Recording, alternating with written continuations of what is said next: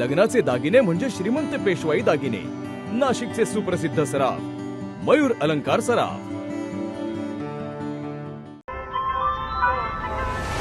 ताज्या बातम्यांसाठी नाशिक न्यूजच्या YouTube चॅनलला सबस्क्राईब करा आणि बेल आयकॉनला प्रेस करा.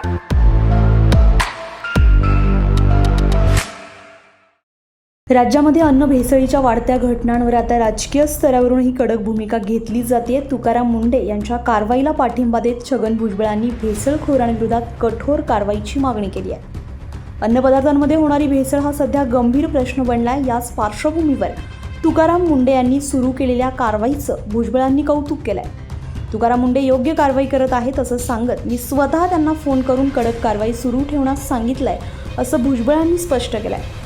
भेसळयुक्त अन्नामुळे नागरिकांना गंभीर आजारांना सामोरं जावं लागतंय.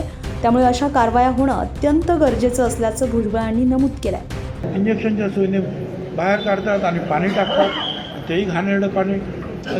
त्याच्यामध्ये काय काय वेळा केमिकल्स असतं आणि त्यामुळे किडण्यांचे रोग जे आहेत वाढत आहेत आणि मुळं मला तर त्यांचं भविष्यच उद्ध्वस्त होतं. म्हणून तुम्ही याच्यावर जास्त जोर द्या आणि जेवढी कडक कारवाई करता येईल तेवढी करा. अन्नधान्यामध्ये औषधांमध्ये भेसळ करणाऱ्यांना अतिशय कडक मोका लावायचा असेल तर मोकासुद्धा लावलाच पाहिजे. कारण त्यामुळे जे आहे तुम्ही अनपेक्षितरित्या तुम्हाला माहीत असतानासुद्धा तुम्ही लोकांचे जीव घेता, खोटी औषधं भेसळ वगैरे देऊ. म्हणून हे आवश्यक आहे. मुंडेच्या आधी कारवाई काय झाली? सोशल मीडियात प्रश्न केलं विचारले ना, झगडे साहेब होते त्यावेळेस खूप कडक कारवाई झाली. जे आहेत हिप्स वगैरे जे काय लावतात, काय म्हणतात बघ, आपल्या कमरेला मराठी शब्द काय खुबा.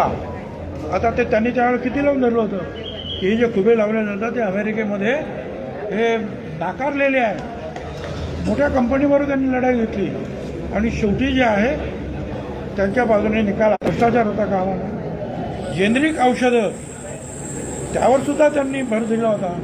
स्वस्तात मुळात जेनेरिक आहे, मुळात जे एक औषध असतं त्याच्यावर प्रक्रिया करून मग वेगवेगळे जे ब्रँड तयार होतात ती जेनेरिक औषधं जे आहेत ते सुद्धा सुरू करण्यामध्ये त्यांनी प्रयत्न केला. भेसळ करणाऱ्यांवर थेट मकोगा अंतर्गत कारवाई करावी असा कडक इशाराही भुजबळांनी दिलाय.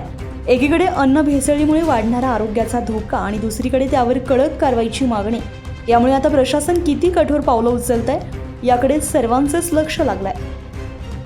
अझर कादरी, नाशिक न्यूज, नाशिक. ताज्या बातम्यांसाठी नाशिक न्यूजच्या YouTube चॅनलला सबस्क्राईब करा आणि बेल आयकॉनला प्रेस करा.